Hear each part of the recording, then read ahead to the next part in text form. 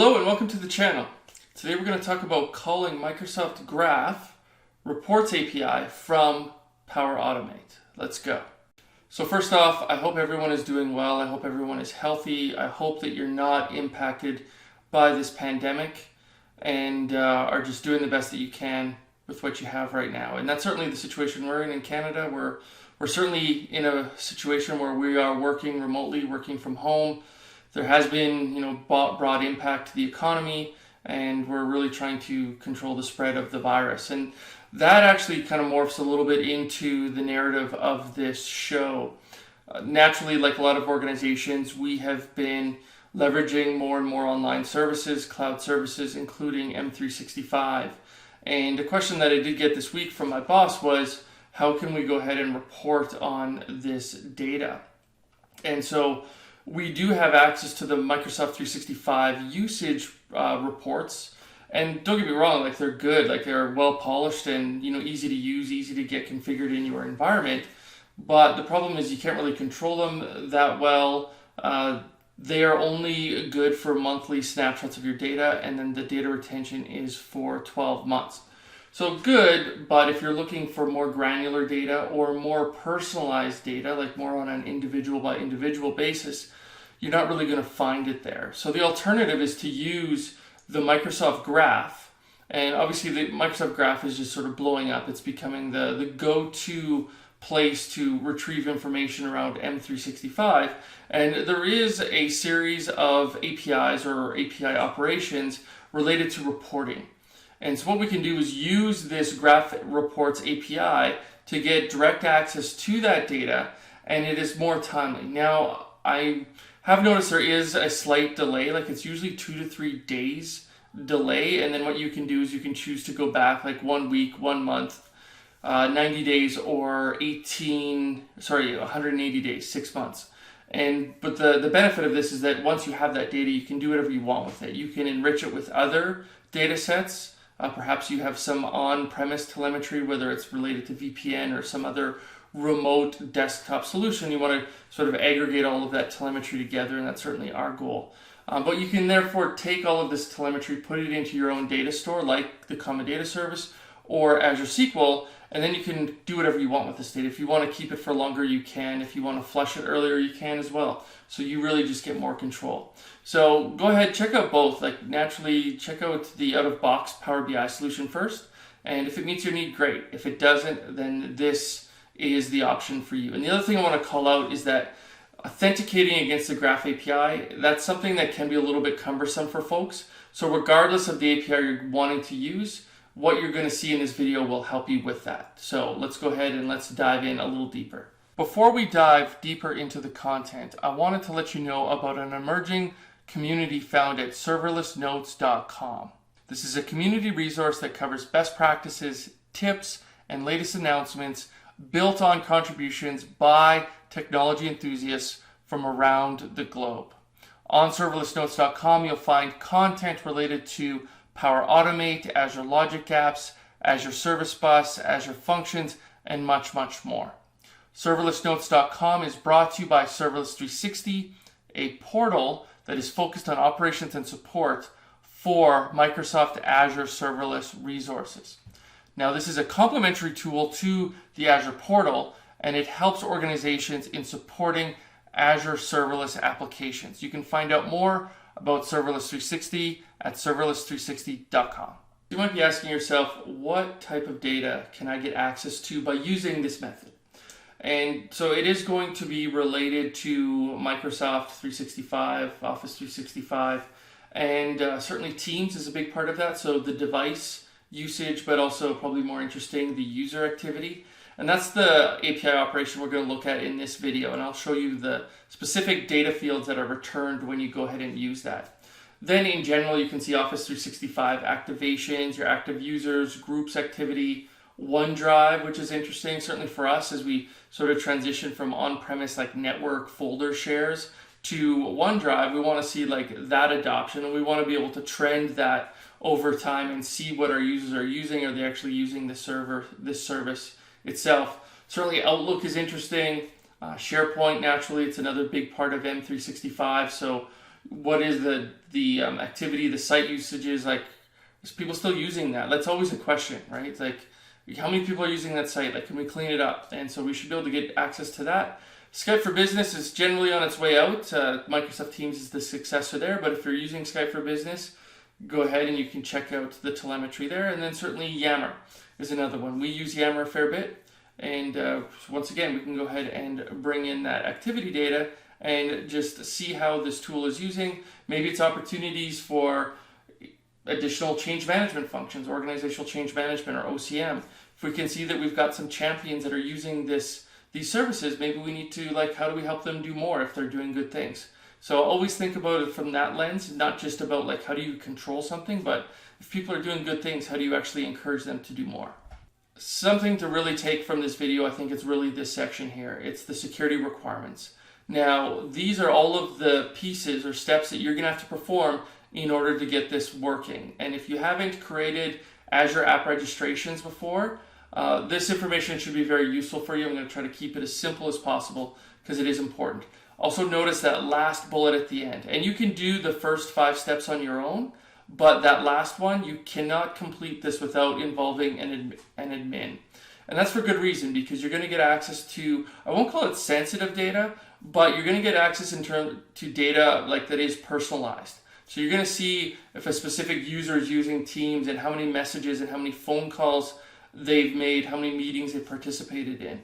So it's not like you're going to know like what was the basis of those phone calls or chat messages or meetings, but you're going to see who is using these tools and who is not. And as a result, and I think it's a good thing, Microsoft is saying you need an admin to consent to accessing that information. So let's go ahead, let's dive in one bullet at a time, and I'll get into more details as we go through this. So the first thing is you're going to want to go to the Azure Portal. So portal.azure.com. You can then go ahead and just do a search in the top ribbon saying Azure Active Directory. And once you get to Azure Active Directory, you're going to want to find this app registrations link. Go ahead and click that. And the reason we're going to create this app registration is we're not going to use our own credentials when we connect to the Graph API. We're going to create essentially what's called an application. And the application is it's not going to really have a username and password, but it's going to use other specific metadata and a secret that will be used to authenticate that application. So it's not like you have a user, it's kind of like a system account, but the difference is you can't just log in to like Office 365 with this service principal. So once we click on the register an application, we need to provide a name. This can be anything, make it descriptive. An admin's going to be reviewing these over time. These things, this is a fairly popular pattern that's being used inside of Microsoft.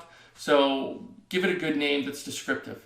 Then what you're going to need to do is click on the second radio button, which is ensuring that this is a multi-tenant configuration. And then lastly, you're going to need to redirect URI. And in this case, it's not that important on our scenario, but certainly if you're trying to do this through Postman, and I won't get into it, there's a few other ways to go around and obtain what's called a bearer token. The good thing is Power Automate is going to simplify that for us, but in this case, just use a web redirect URI and then just use HTTP localhost as a value, and you'll be good from that perspective.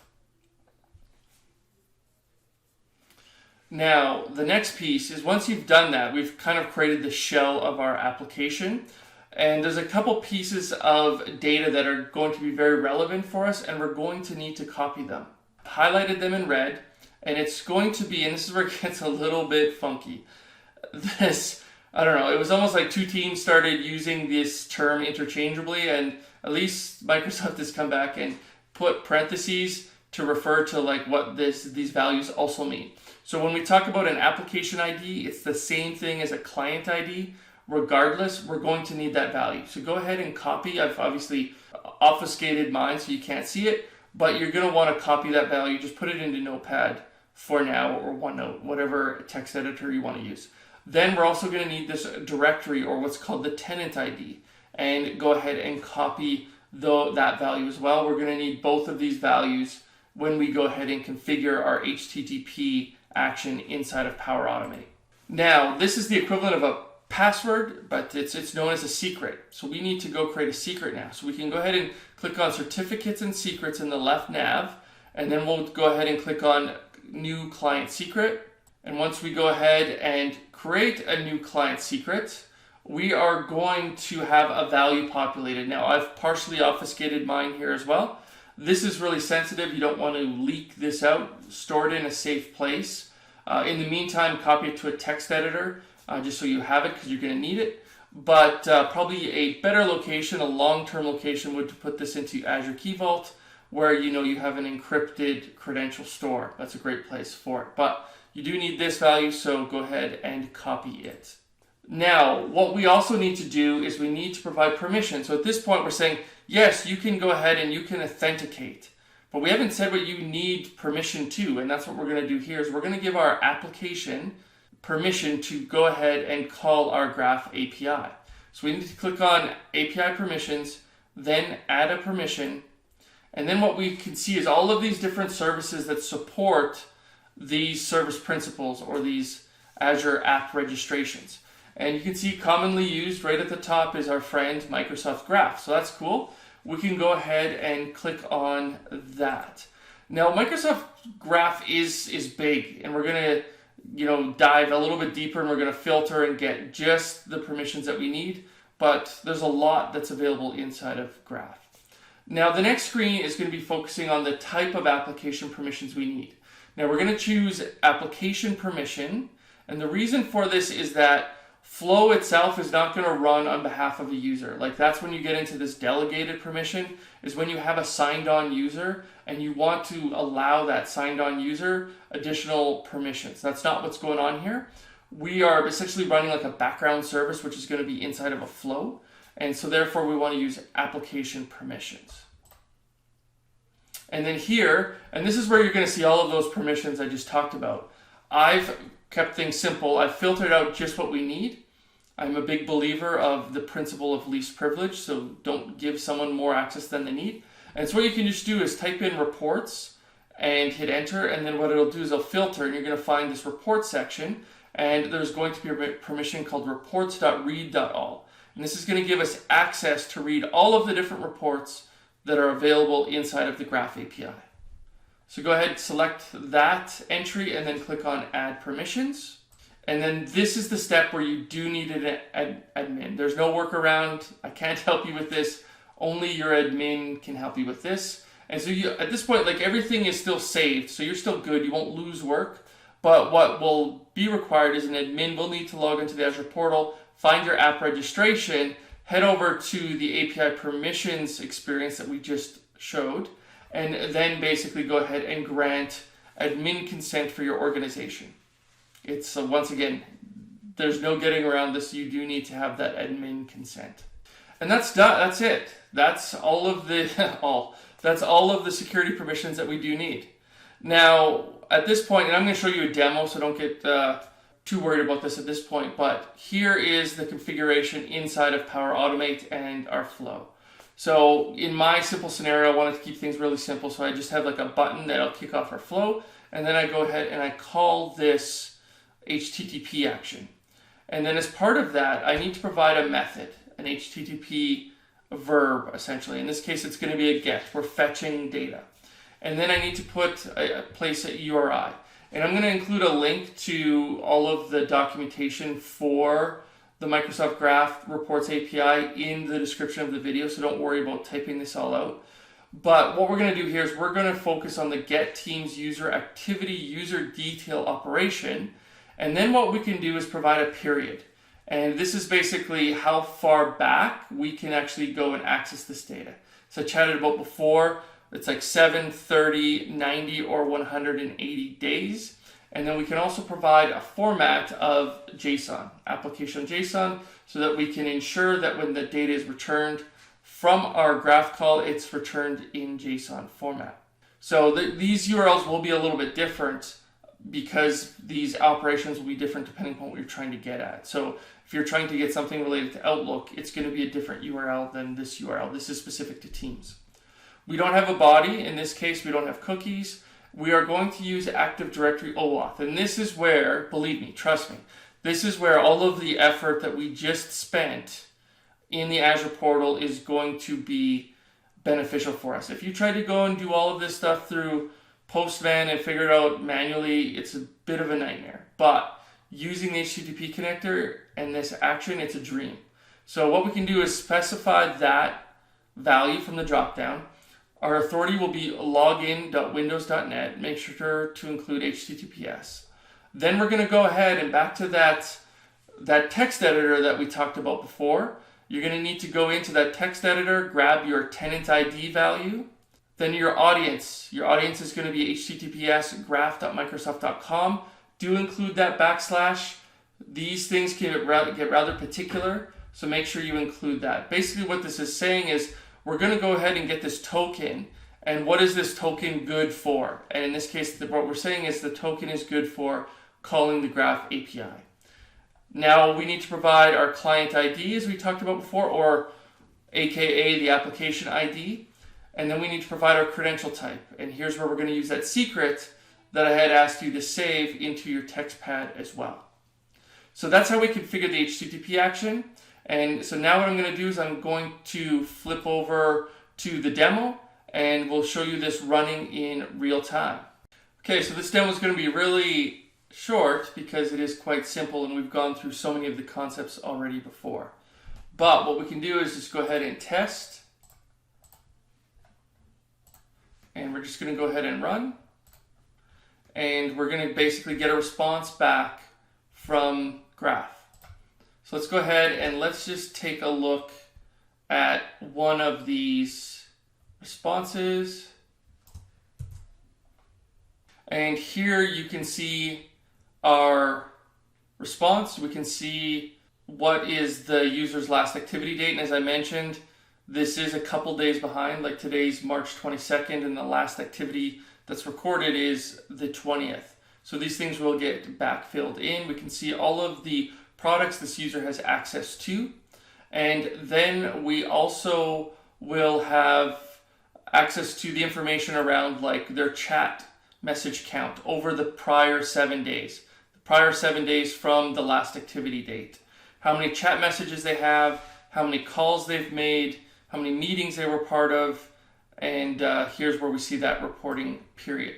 Now, one thing I do want to call out here is that it is important to go ahead and pay attention to page size, pagination. So here, every API, its endpoint is different in terms of how much data it wants to return. If you're a large organization, like if you make that call and there was no sort of pagination involved, you could try to return like 100,000 records, which isn't going to perform all that well. And so here what we can do is enable pagination and then modify that value to return the right number of records for us. So just something to be aware of when you go ahead and do this and you say start looping through all of your results set, you're going to be like, what the heck, I only got like 200 records here. Well, go ahead, bump that up to a value that makes sense for your organization. All right, that concludes our episode for today. I hope you enjoyed that. I hope you found some value in that. I'm sure at some point you're going to run into a need to consume data from Graph. Like I said, it is the place to go for anything M365 related. If you're not following me on Twitter, I would encourage you to go ahead and do so. You can find me with the handle of @Weare. Obviously, you're on my YouTube channel, but really would appreciate if you like and subscribe, and certainly if you have any feedback, do let me know. And then another thing to be aware of is I do have some Udemy courses where I talk about Power Automate and Azure Logic Apps. If that's of interest to you, go ahead and check out that page there. So take care of yourself, and we'll see you soon back on this channel.